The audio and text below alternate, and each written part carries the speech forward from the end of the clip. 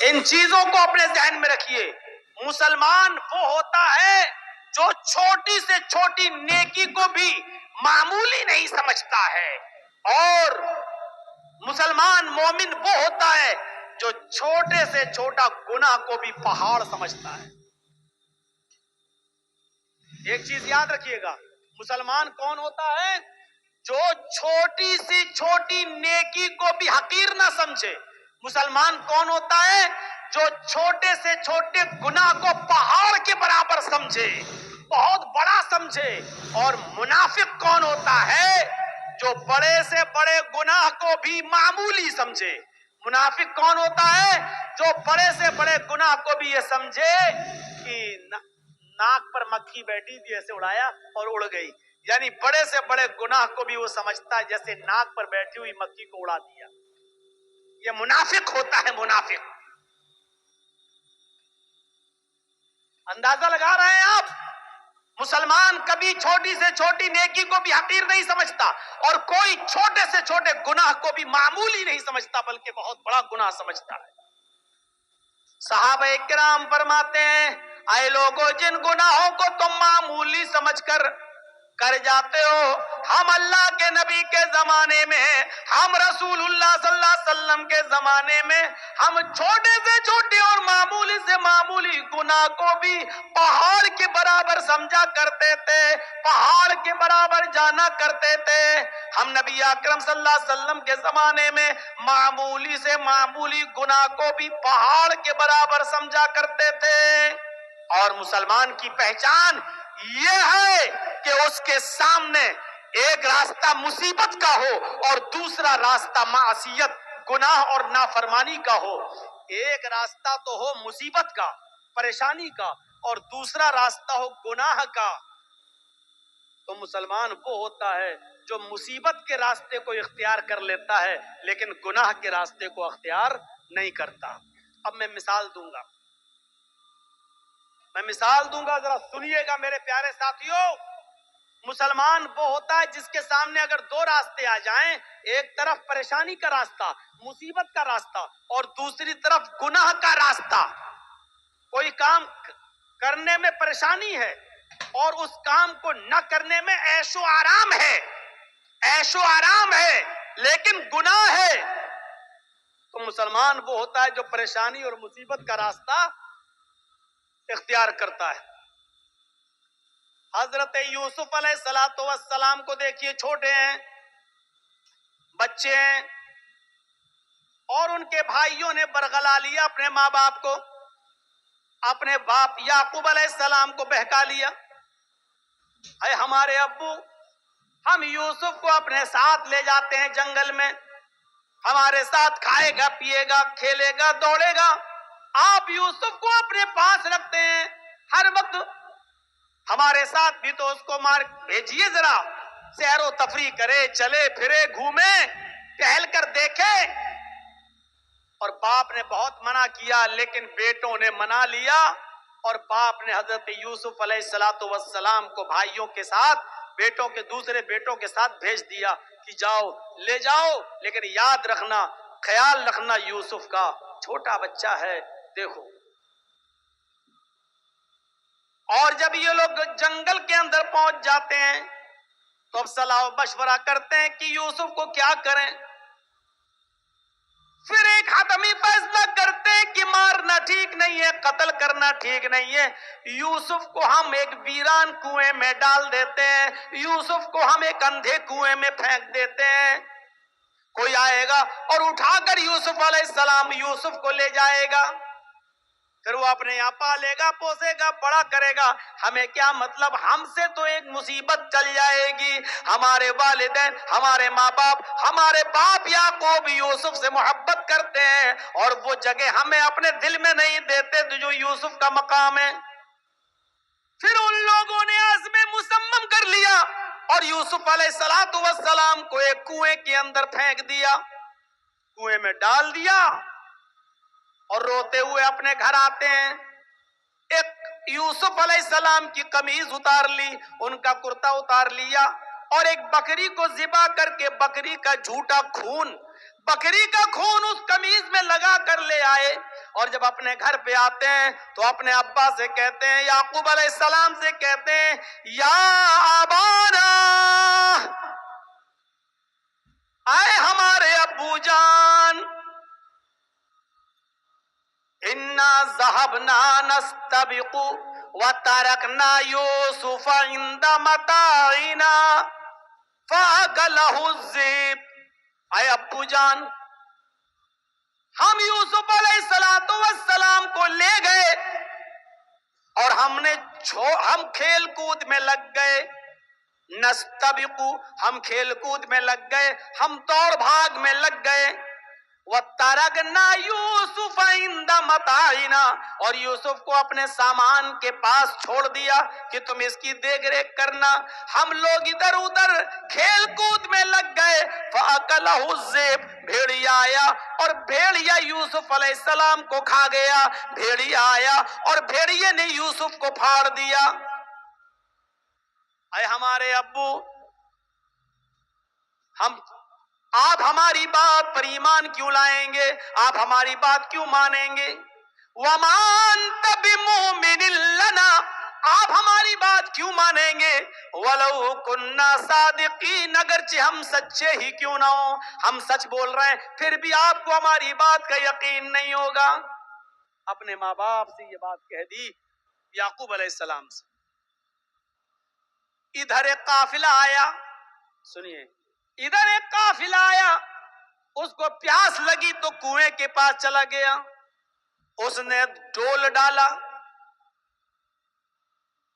ڈول، اور اس یوسف علیہ السلام اس ڈول میں بیٹھ گئے، اس نے جب کھینچا تو ڈول بھاری لگا، اس نے جھانک کر دیکھا تو ایک چھوٹا بچہ پڑا ہوا ہے یوسف، اس نے قافلے والوں کو خوشخبری سنائی، یا بشرا ھذا غلام، اے قافلے والوں خوشخبری سنو، یہ تو ایک بچہ پڑا ہے، یہاں تو ایک لڑکا پڑا ہوا ہے، بچہ بڑا خوبصورت بچہ یہاں کنویں میں پڑا ہوا ہے۔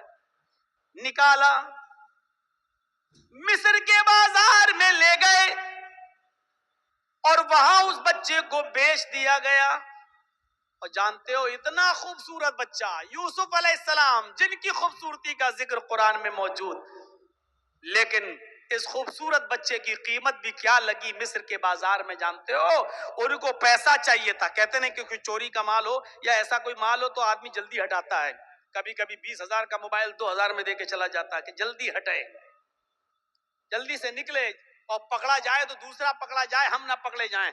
ایسی انہوں نے دیکھا کہ یہ یوسف ہمیں ملے تو جلدی سے ان کو ہٹا دیا جائے، اور مصر کے بازار میں جب بولی لگی تو جانتے ہو بہت کم قیمت میں ان کو بیچ دیا گیا۔ وَشَرَوْهُ بِثَمَنٍ بَخْسٍ دَرَاهِمَ مَعْدُودَةٍ، قرآن کے الفاظ دیکھو میرے بھائیوں، ان لوگوں نے چند سکوں میں یوسف کو بیچ دیا، چند ٹکوں میں، چند کھوٹے سکوں میں یوسف کو بیچ دیا۔ لو، یوسف علیہ السلام بادشاہ مصر کے مہمان بنے، دھیرے دھیرے بادشاہ مصر کے پاس پہنچے، بادشاہ مصر نے اپنی بیوی سے کہا یہ بچہ ہے، اس کی دیکھ ریکھ کرو، آگے چل کر ہو سکتا ہے کہ ہم اس کو بیٹا بنا لیں، دیکھو اس کی خدمت کرو، دیکھ بھال کرو۔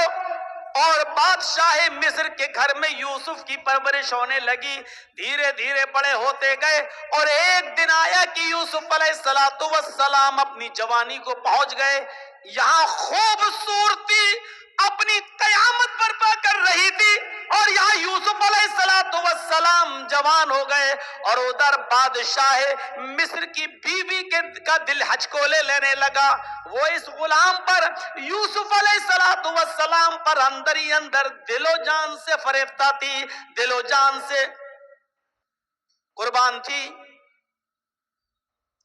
دھیرے دھیرے یہ چرچا مصر کی عورتوں میں ہونے لگا، اور مصر کی عورتیں، اور عورتوں میں کسی بات کا چرچا بہت جلدی ہوتا ہے، کوئی بھی بات ہو اگر آپ کو بہت جلدی پھیلانا ہو تو بس 2-4 عورتوں میں پھیلا دو، شام تک ہوتے ہوتے پورے گاؤں میں آٹومیٹک پھیل جائے گی۔ یہ بات مصر کی عورتوں میں پھیل گئی، او بادشاہ کی بیوی اوہو اپنے غلام پہ مرتی ہے، اپنے غلام کو دل دے بیٹھی ہے، اپنے غلام کے ساتھ منہ کالا کرنا چاہ رہی ہے، اپنے غلام کے ساتھ یہ حرکت کرتی ہے۔ بادشاہ مصر کی بیوی کے چرچے جب مصر کی عورتوں میں ہونے لگے تو اس عورت نے یعنی بادشاہ کی بیوی نے ساری عورتوں کو دعوت دے دی۔ غور کیجئے، ساری عورتوں کو دعوت دے دی، سب کے سامنے پھل رکھ دیے، سب کو چھریاں دے دی، اور جب وہ پھلوں کو کاٹنے لگی تو اس عورت نے بادشاہ مصر کی بیوی نے یوسف علیہ السلام سے کہا، اے یوسف ان عورتوں کے سامنے سے گزر جاؤ۔ یوسف علیہ السلام ان عورتوں کے سامنے سے گزر رہے ہیں، اپنی مالکن کی بات ماننا پڑے گی۔ یوسف علیہ السلام اپنے مالک کی بیوی کی بات مانتے ہوئے ان عورتوں کے سامنے سے گزر رہے ہیں۔ جب ان عورتوں کے سامنے سے گزرے تو ان عورتوں نے جب یوسف علیہ السلام کو دیکھا، یوسف علیہ السلام کو دیکھا، قرآن کہتا ہے وہ پھل کاٹ رہی تھی، بجائے پھل کاٹنے کی وَقَطَّعْنَ أَيْدِيَهُنَّ انہوں نے اپنی انگلیاں کاٹ ڈالی، انہوں نے اپنے انگلیوں پر چھریاں چلا لی، اپنی انگلیوں کو کاٹ ڈالا۔ اور جب یوسف پر نظر پڑی تو چیخ پڑی، مَا هَذَا بَشَرٌ ان هذا الا ملک کریم، یہ کوئی انسان نہیں ہے، ما ھذا بشر یہ کوئی انسان نہیں ہے، ان ھذا الا ملک کریم نہیں یہ تو ایک معزز اور مکرم فرشتہ نظر آتا ہے، یہ کوئی انسان لگتا ہی نہیں ہے، دیکھو کتنا خوبصورت ہے، کتنا حسین و جمیل ہے، یہ کوئی انسان نہیں، یہ تو کوئی بزرگ فرشتہ نظر آ رہا ہے۔ مطلب سمجھ رہے ہیں؟ ابھی صرف بادشاہ کی بیوی فریفتہ تھی یوسف پر، اب مصر کی ساری عورتوں نے دل دے بیٹھا یوسف۔ ہر عورت چاہنے لگی کہ یوسف ہمارے ہو جائیں، یوسف ہمارے ہو جائیں۔ ایک فتنہ کھڑا ہو گیا۔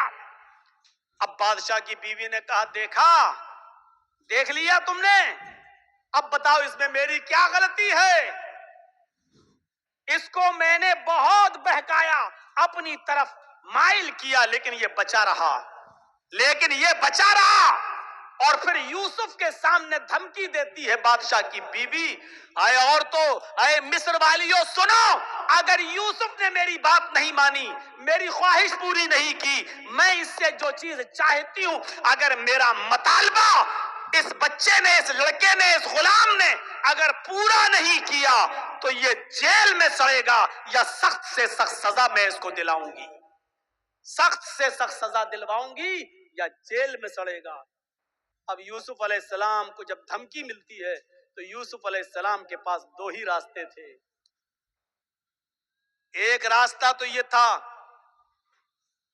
مصیبت کا، اس عورت کی بات نہ مانیں اور جیل میں چلے جائیں، یہ مصیبت کا راستہ تھا۔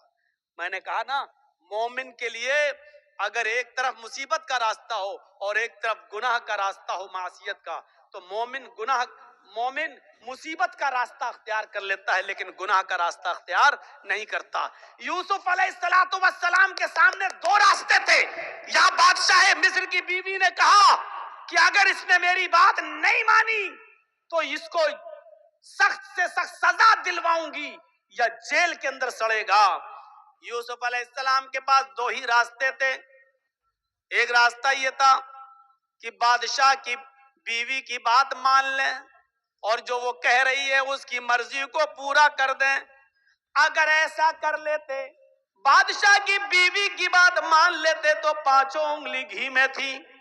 بادشاہ کی بیوی ان کو بچاتی بھی، بادشاہ کی بیوی ان کا خیال بھی رکھتی، بادشاہ کی بیوی ان کو تنہائی کا موقع بھی دیتی، بادشاہ کی بیوی ان کی عزت و تکریم بھی کرتی، بادشاہ کی بیوی ان کو اچھی طریقے سے ان کی حفاظت بھی کرتی، سب کچھ کرتی، اور جو وہ چاہتے وہ ان کو ملتا رہتا۔ لیکن یہ راستہ گناہ کا راستہ تھا، یہ راستہ معصیت کا راستہ تھا۔